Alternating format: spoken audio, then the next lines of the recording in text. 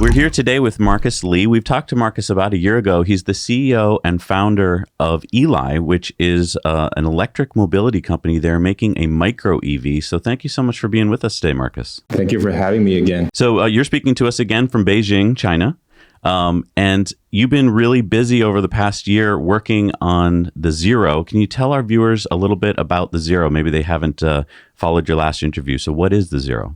Yeah, sure.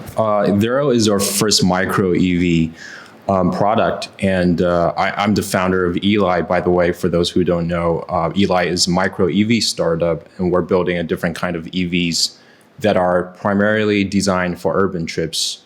So our focus is on building cars that are compact, efficient, and affordable. And Eli Zero is our first car. It's classified as an EV in the US or a light quad in Europe. It's extremely compact, a third of the size of a traditional sedan, and it is 3 times more energy efficient than conventional EVs. Yeah, and earlier this year, we brought it to small batch production, and this October, we shipped our first batches of production cars to Europe. Congratulations. I mean, Jesse and I were early investors, I think, in your first round last year, because we talked to you about almost a year ago today. And it's exciting to hear that you've gotten through what's a very difficult stage for companies, right? To go from, paper and prototypes to actual production. So can you tell our viewers what it's been like? What have the challenges been like going to production? Yeah, absolutely. We are at a crossfire of multiple supply chain disruptions at the moment. You probably read it in the news.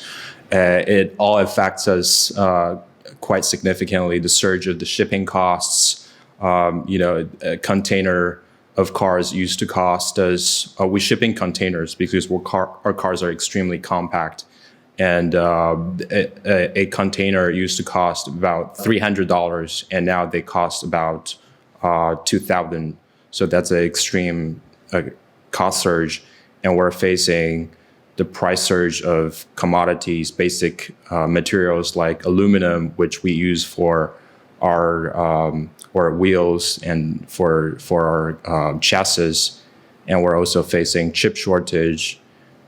So we're with chip shortage, we're just basically holding our breaths to see if this is a transitory issue or how long it's going to last. But we have to basically do a lot of preparation and behind the scenes supply chain magic to make things happen. And we're right now at small batch production, and it's a very critical stage, and you don't want to have your supply chain hold you back. You're on the front lines of this. I mean, we do hear about this in the news a lot, but it's a lot of just like big picture of, things are bad. But you're on the ground, you're in the trenches. I mean, do you see any light at the end of the tunnel? Do you feel like this is going to get better soon, or are you just planning for the worst? Yeah, I mean, for us, we have global supply chain. We're working with production partners in China, and we're launching in Europe. Although we're a US-based startup, but we decided that Europe would be our launching market. And so we're juggling between different regions and different suppliers and production partners to make things happen and to ship our vehicles. And so we're really affected by, the shipping costs and a lot of supply chain issues. But at the end of the day, I tell my team that, this is like the perfect storm to survive for a hardware startup, because it's good that you're facing these, extreme issues in the beginning. And so that if you can survive that would be quite a challenge that you can turn into your know-how, and you can prove the resilience of your team, and to go into the future knowing that we can really survive anything, basically. So let's go back to the Zero itself. This is to American standards, looks like, some kind of weird automobile, right? It's really small, it's really efficient. And we talked last time how one market for this in the US could be communities like in Florida, where there's, they use golf carts today. This is like a way better version of a golf cart. It's a nice car. But now you're focusing on Europe instead. That seems pretty smart, actually, to me, because knowing Europe and knowing that they have lots of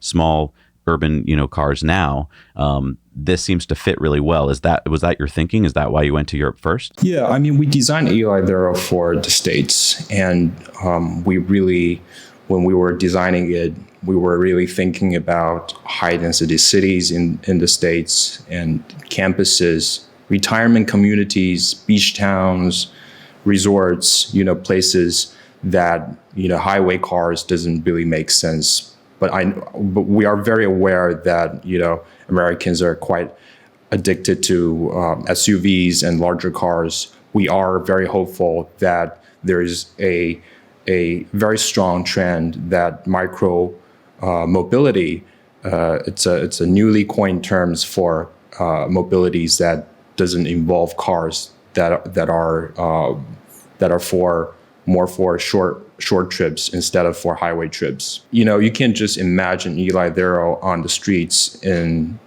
Amsterdam, in Budapest, or on the streets in Italy. So it's really easy to think about that, because the urban streets in Europe is a lot narrower, and people in Europe generally, they are not as car dependent and highway dependent. So at the end of the day, when we think about for a early stage startup, what would be the market that makes sense?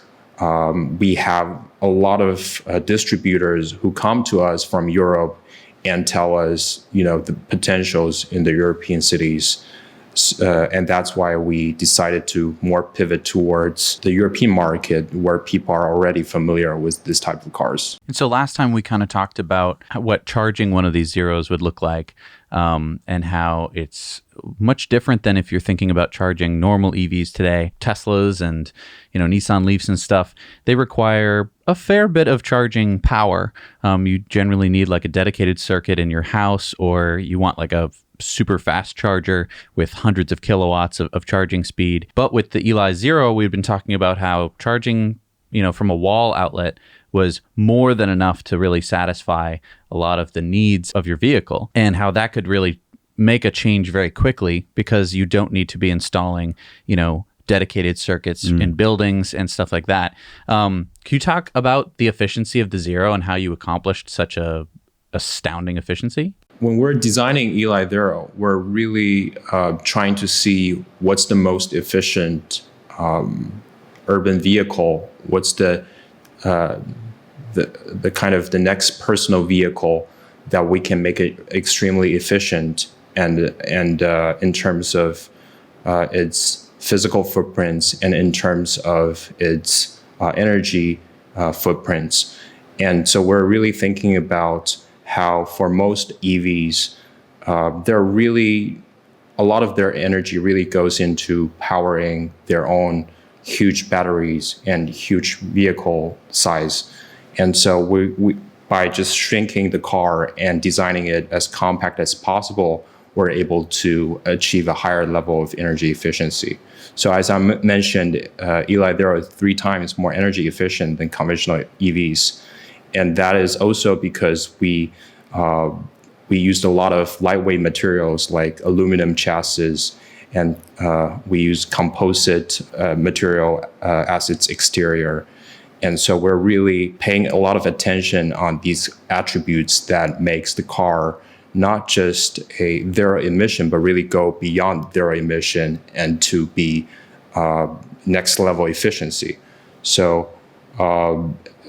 when you talk about charging, for Eli Liro, it can be conveniently charged from a standard home outlets, just like any electronic device. So it's a lot easier to charge Eli Liro. For level 1 charging, you only need 3 to 6 hours to charge it. With level 2 charging at 220 volts, you only need about 3 hours to charge it via standard outlet. Yeah, I mean, what got me so excited when I saw the Zero was I was thinking about myself. If I lived in New York City or Amsterdam, and I'm like, I don't really want a car anymore. That's too big to park, to worry about, too expensive. I want to lower my footprint. Okay, so I want to go e-bike. But then bad weather. I'm like, do I really want to, in a cold New York winter, be driving around on my e-bike? No, that's kind of impossible. So now I'm stuck. There's nothing in the middle. Oh, wait. There is zero is perfectly in the middle. I can go pick up a friend. I can go put groceries in the back. It doesn't take up much space, so I can park it much easier. It charges really easily. It's like kind of perfect for a lot of people. Yeah, I mean, 75% of all urban trips are under 10 miles. And even in the US cities today, almost half of car trips are under 3 miles. And conventional cars are just designed for, we're just very used to driving highway cars on urban streets. And there's this disconnect where you have to choose either a car that's the size of a baby elephant, or you have to choose a scooter or a bike. There's nothing in between. And so you mentioned, I love bikes and I love public transportations, and I've lived in some of the most crowded cities, New York and Beijing. But when I was designing Eli Thuro, I was thinking about those cases where and those customers who their majority trips are quite short, but they also want to have the level of comfort of a conventional automobile. And so Eli Thuro is designed perfectly for that. So let's talk about the fact that you are now crowdfunding for your second round. So you guys are on Start Engine, and we're going to put the link down below if you want to go check that out if you're watching. This isn't going to be open forever, right? This is a crowdfunding round that ends at some point. Do you have any idea, first of all, when it's going to end? Yeah, I think that's a good question. We just started a second round of equity crowdfunding in Start Engine, and we love the way the sort of grassroots nature of crowdfunding, equity crowdfunding. And so we've had so far over 2,000 investors joining our campaign from last round and from this round. And so at this stage, to be honest, we're mostly focused on building the vehicle. And so we don't really spend a lot of time marketing ourselves and put out ads. Currently, we're also planning a fundraising from institutional investors.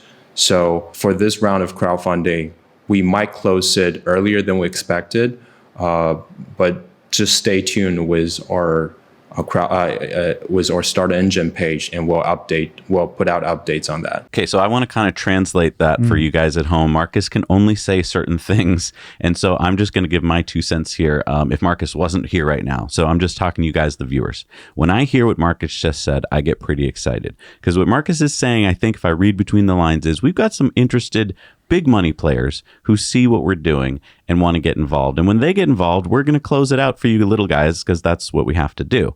So as a little guy, I say, oh, I want to get in there with the big guys and get involved in a small startup company. And let's just talk about the what's on the round. So far, this would be a common stock round, and that's exciting to me because you're getting in common stock just like the big guys are going to be getting. So far, they've had over 550 investors on this round. The minimum investment is $275. So if you're like, hey, you know what? I'd like to get in on this, but I don't want to risk a lot of money. That's not a lot of money. Right. So far, they've raised $632,000 as of the recording of this show, with a max cap of $3.5 million, and that's what Marcus is talking about.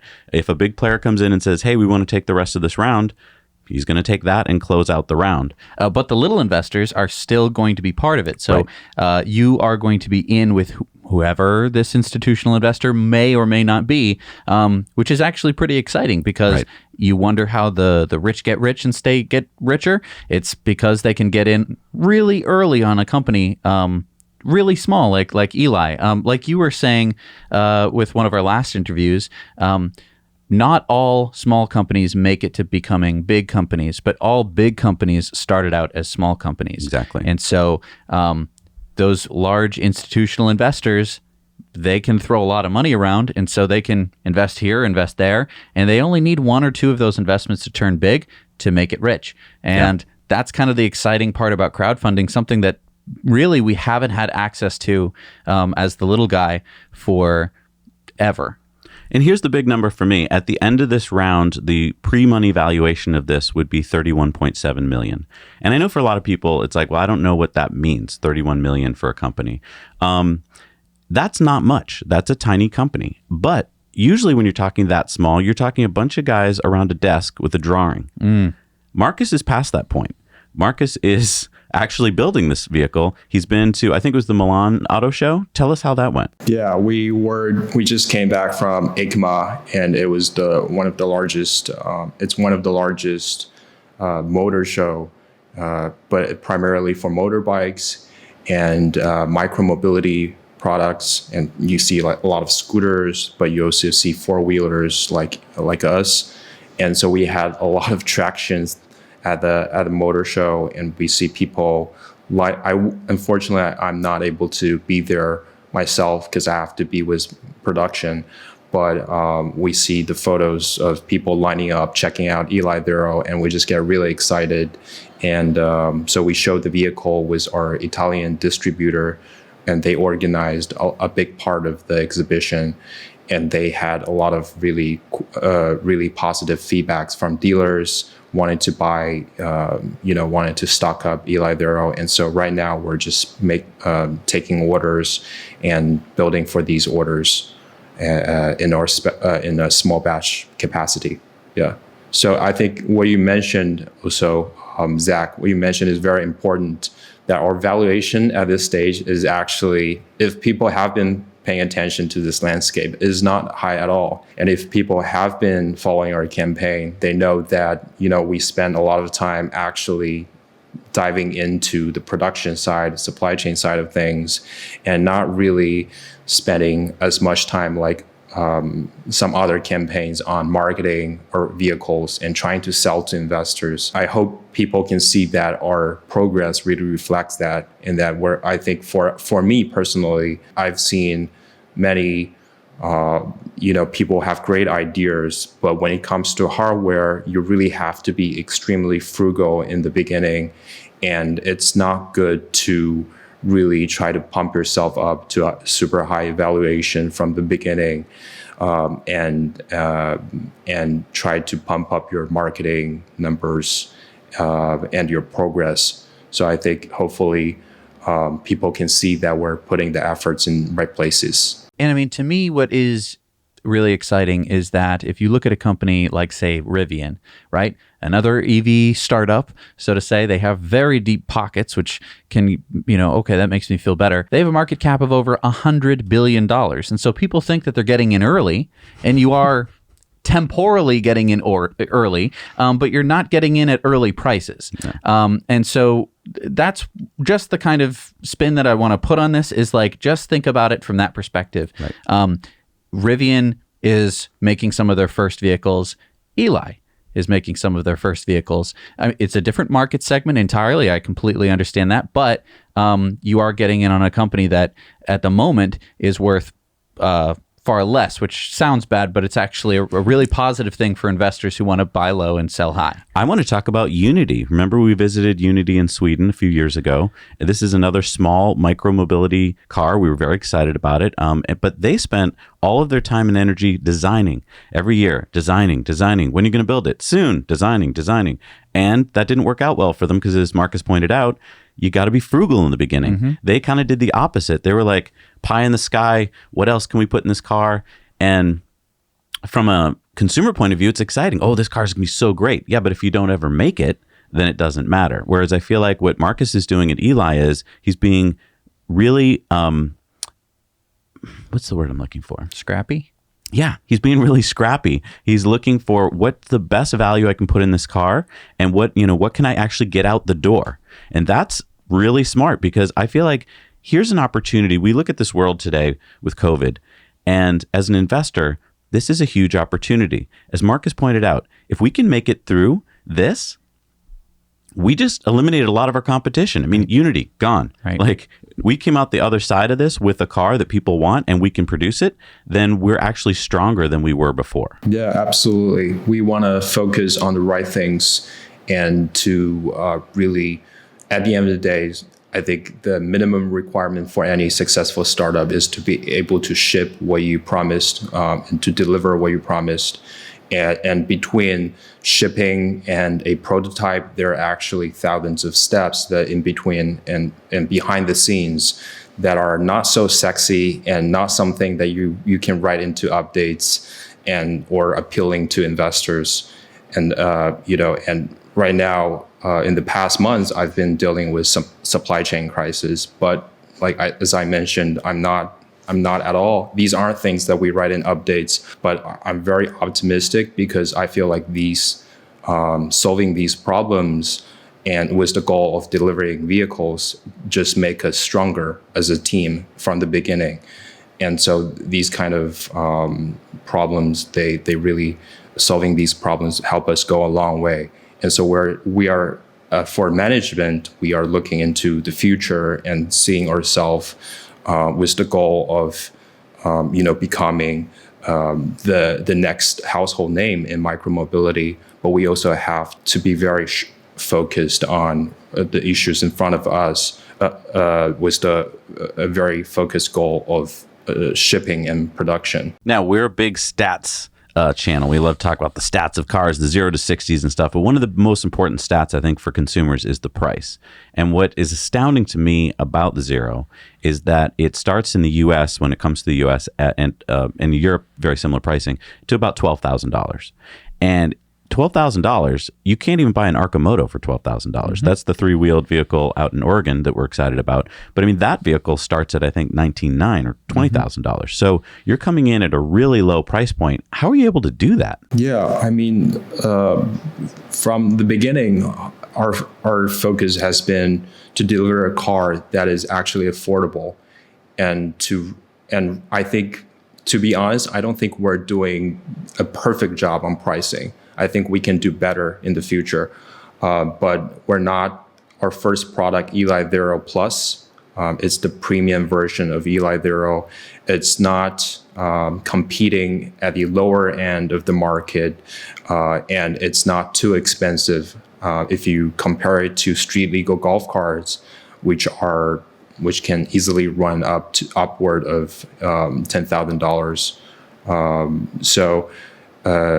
We want to make it available and make it accessible in terms of its pricing. Now, talk about orders. So you've got distributors in Europe right now. You've got people placing orders, pre-orders. What do your numbers look like? Are you excited about the number of pre-orders that you have? I mean, our problem isn't on the market on selling the vehicle. I think we have a lot of interest from the market. And earlier this year, we stopped taking pre-orders because we realized our problem is not to show the number of pre-orders to people, but is to actually fulfill these orders.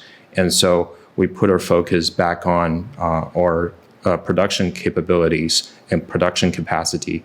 And so right now, the goal of the next couple of months is still to scale up our production, because right now we're facing a problem.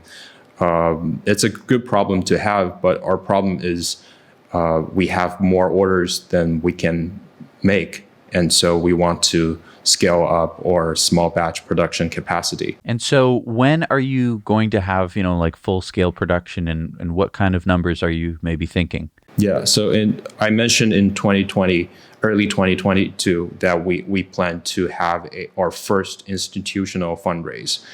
And so we're at that stage where we actually shipped cars to, as you mentioned, Zach, we're ahead of a lot of other companies in this sector, although we're still early stage, but we're confident that we're going to have a successful institutional fundraise.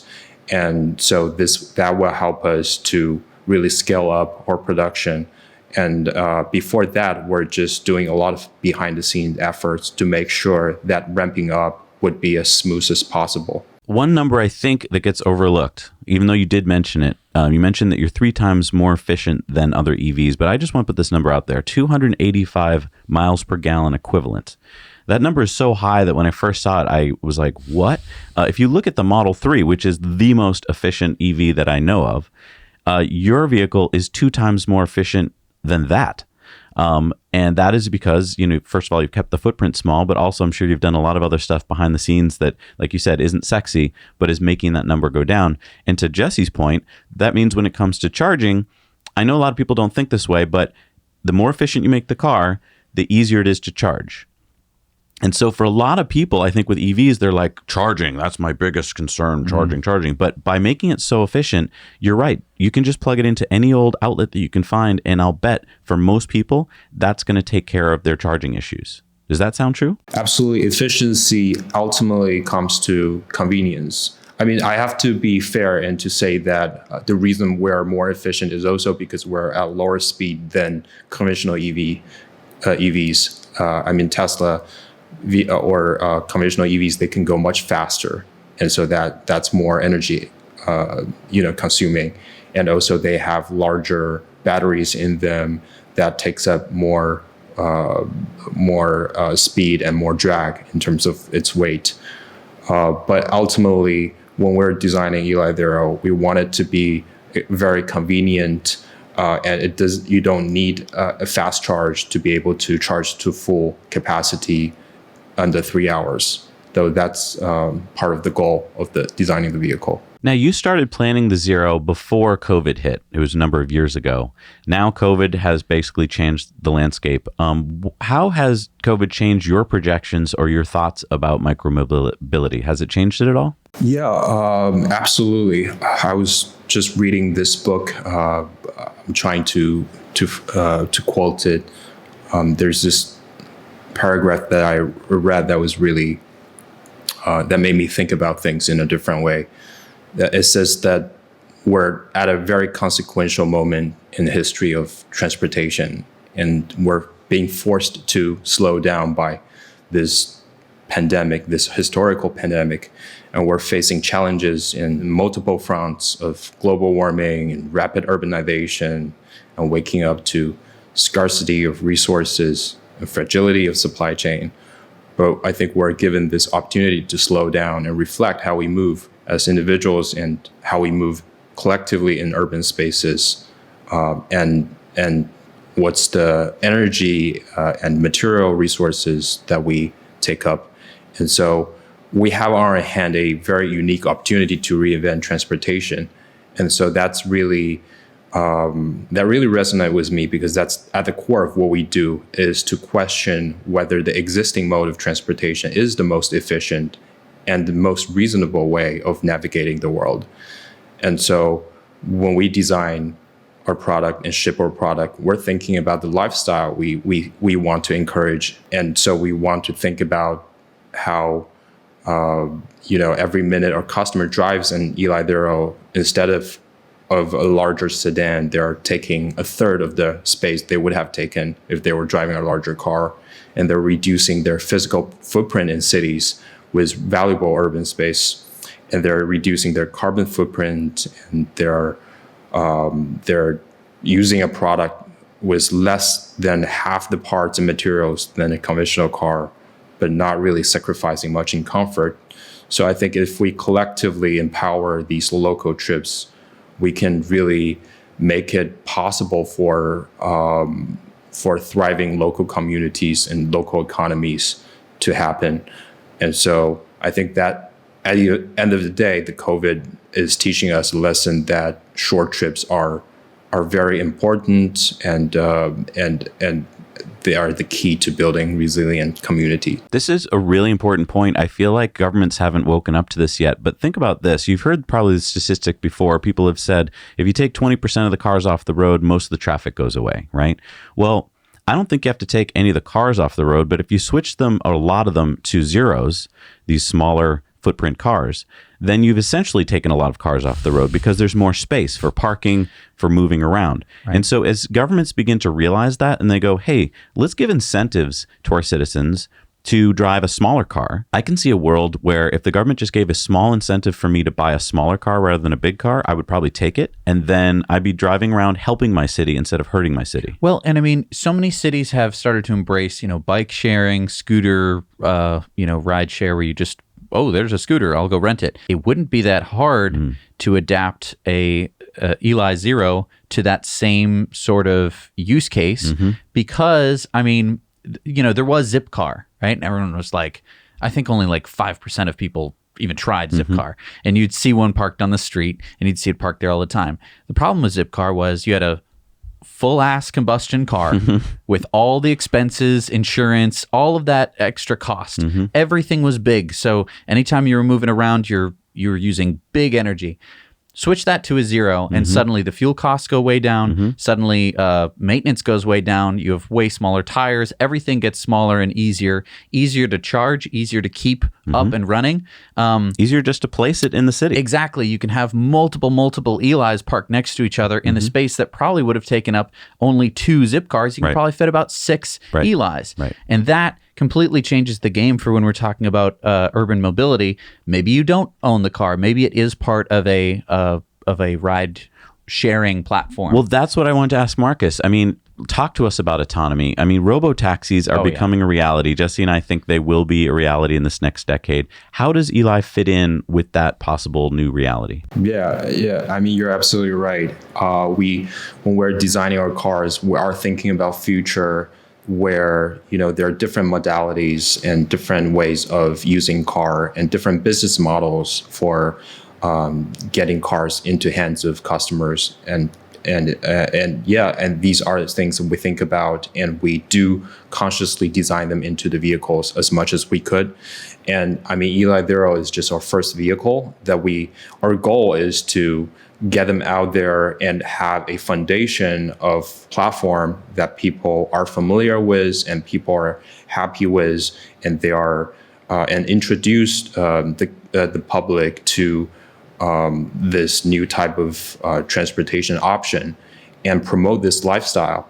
And there are a lot of possibilities of where we take with micro EV. If they're going to be a autonomous delivery, last mile, a focus on autonomous delivery. Is there a vehicle that's going to be like an autonomous convenience store that on wheels, driving around, and so that would be an entire different business model. And so we do think about these, and again, these kind of things get us really excited because we know the platforms that we design into Eli Zero, because Eli Zero is not just a vehicle, but it's also a platform for micro EV that we plan for the future, with its chassis as electrical systems, and its controllers. They're all going to evolve into something else into the future.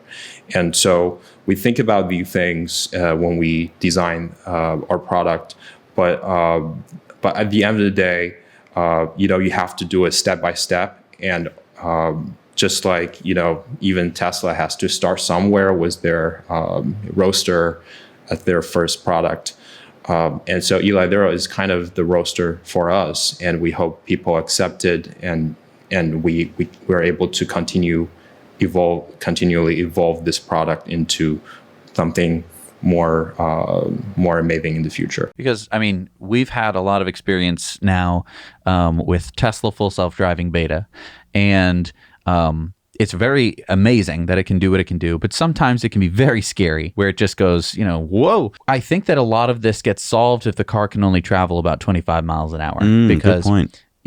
Nothing is scarier than traveling at 50 miles an hour down a road that, should we be going 50 miles an hour down? Right. The speed limit's 50 miles an hour. But I'm coming up on a stop sign, right? Or I'm coming up on a stoplight.